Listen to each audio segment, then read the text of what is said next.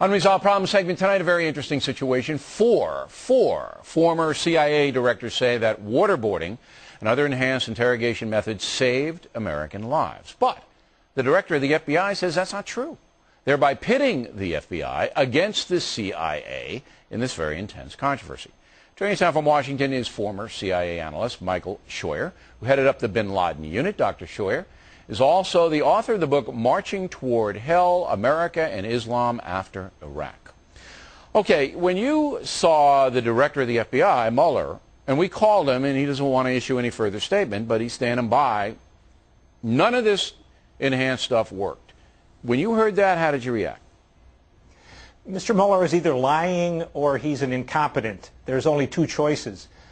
He surely was informed of the result of the interrogation, so either he's lying about that or he's hired people who somehow can't keep him informed of what's going on in the intelligence community, which ultimately is his responsibility. So it's a nonsense thing, but politicians lie all the time.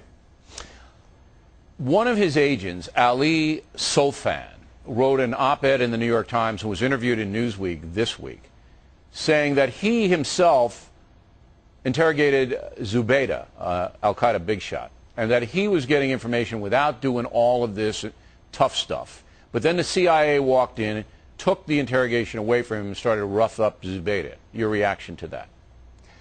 This is a lot of noise, Bill. You know, when the agency is in trouble, there's a certain amount of piling on. We would be getting this kind of comment from DOD, except General Hayden preempted that by telling America that the interrogation system worked. Mr. Sofan is now the hero of the moment, the fair-haired child of the liberal rag of Newsweek. It's he said, she said. It's Washington stuff. What the American people need to know is up to the President of the United States to tell them. The interrogation procedures worked. They were better protected because of it, and he's decided, because of his own moral qualms, to make Americans less well protected. So you believe, based upon your eyewitness experience or the briefings that you saw, which is it? Is it eyewitness or briefings, that the enhanced interrogation worked it? I was involved in the rendition program which produces the people who are interrogated.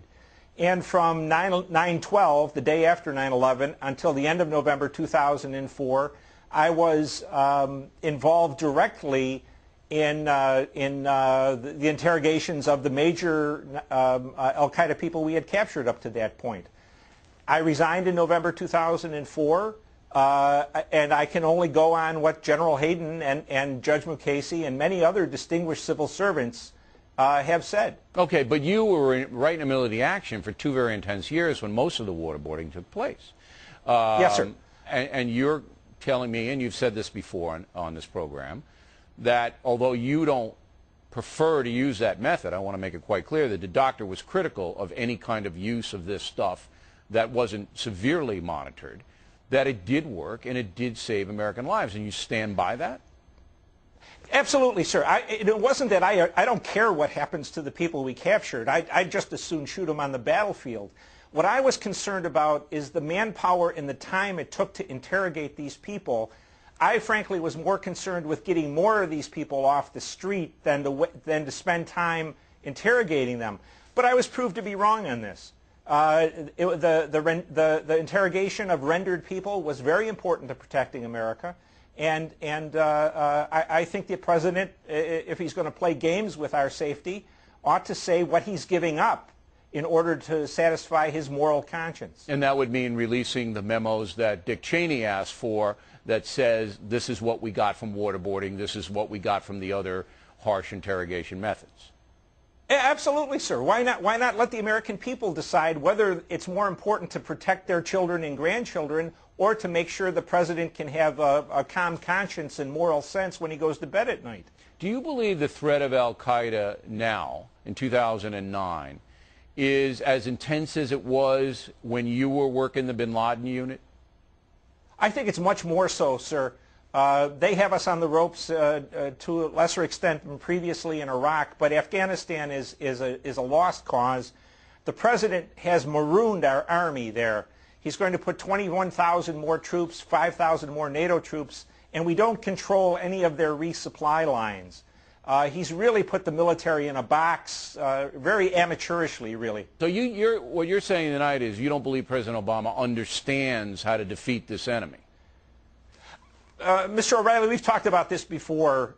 There's no politician in America that I'm aware of who understands how to defeat this enemy, because they won't come to grips with what motivates this enemy.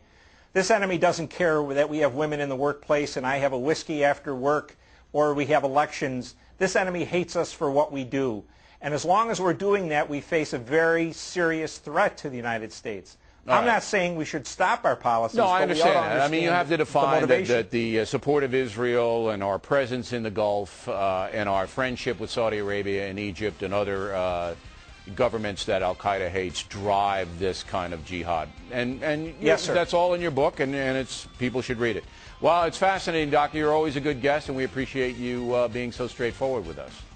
Plenty more ahead as the fact it moves along.